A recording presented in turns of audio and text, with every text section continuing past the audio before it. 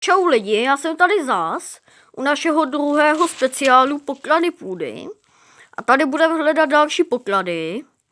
A nevím, jestli tady ještě nějaký budou, anebo jestli to bude ještě něco stát. A já hned vedle mě, tady je nějaký grill. Tady takhle. Ono je blbě vidět. Tady takhle. No, to nevím, bez víčka, jo, tady je víčko.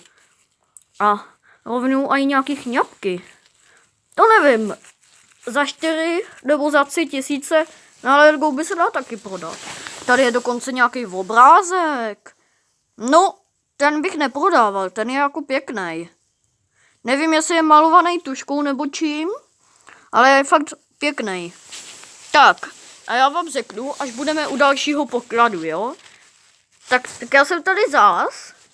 Nevím, jestli vidíte, ale tady vypadá nějaký kotlík na vodu.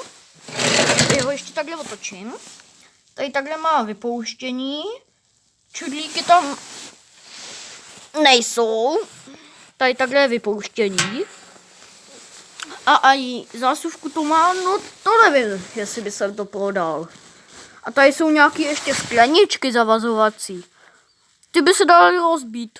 No, to možná v příštím díle budeme rozbíjet s Manem. Možná, nevím, neslíbím vám to, protože nevím, kdy přijede zase.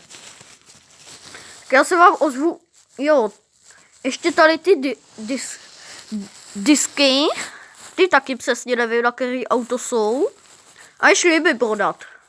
Tak já se vám ozvu u dalšího pokladu. Tak já jsem tady opět, nevím, jestli to dobře vidíte, tady jsou takhle bedny, není v nich asi nic, takhle, nic v nich není, tady takhle, jestli to přečtu, Janousek meruňky, tak asi nějaký Janousek vyráběl meruňky, nebo pěstoval, tak já se vám ozvu u dalšího pokladu. Tak já se tady další poklad, to je taška pro babky. Nevím, jako co v ní přímo je a nechci se tam ani koukat. A tady je ještě lustr. Nevím, jestli tam bude žárovka. Nevím, podívám se tam. Není tam, tak je to dobrý, aby se možná dál ještě rozsvítit. Tak já se vám ozvu u dalšího pokladu. Tak, tohle je spíš takový poklad malej, hodně malej. Nějaký količky a roura od plynový bomby. Nevím, jestli by se to dalo prodat, ale to asi ne. To už je asi starý. Ozvu se vám u dalšího pokladu. Tady je takhle nějaký kočárek na hraní.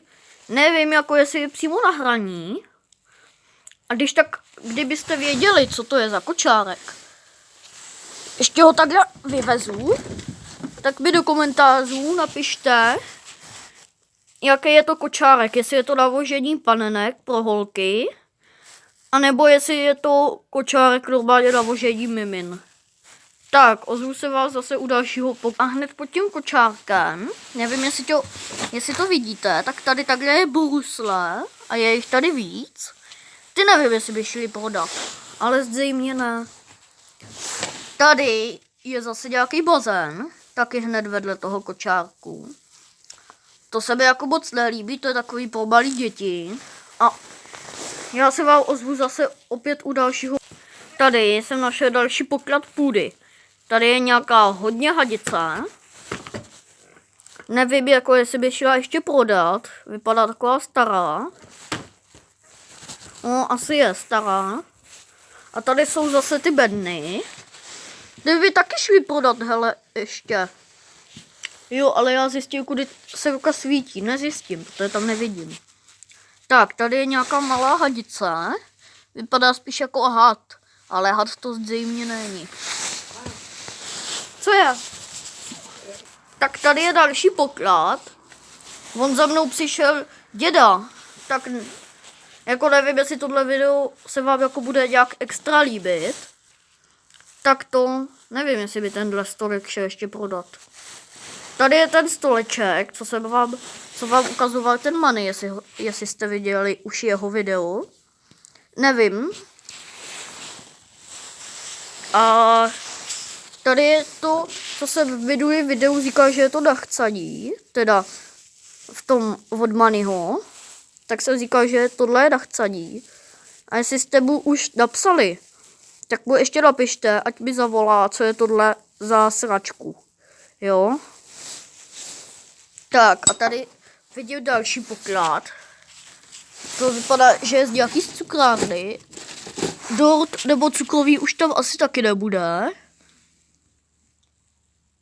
Marie Dačice, to nevím, kde je ta cukrárna. Táhle vzadu je nějaký světlo, to takhle přiblížím. No, to vypadá, že je hodně starý, tak teďka to dá zase do normál. Tady je nějaký lustr. No, to nic. A ozvu se vám u dalšího pokladu. Tak, tady je další poklad. To je lampa. Ta je úplně zcela nová. Ta by šla prodat asi za hodně. A touhle lampou se končí naše video. Nevím, jestli se vám líbilo, to už jsem vlastně říkal. Tak loučím se s váma a určitě mi dejte like a odběr. A nezapomeňte mi do komentářů napsat o tom nachcaní, jo? Tak váš Matroj se s váma loučí. Čau!